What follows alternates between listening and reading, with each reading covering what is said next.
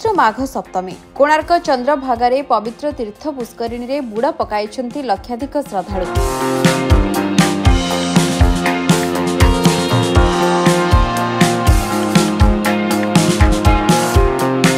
प्रशासन पक्षरु कड़ा सुरक्षा व्यवस्था होईछि। माघ मास शुक्ल पक्ष सप्तमी तिथि सूर्य देवतांक जन्मतिथि, जहाकु नै चलचंचल पुरी अर्क क्षेत्र कोणार्क।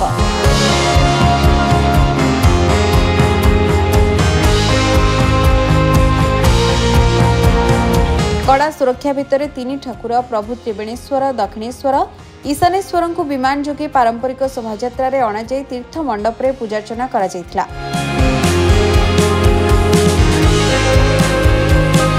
भोर 4:30 रे महाप्रभुक स्वतंत्र नीतिकांति और महास्नान करा जायतिला।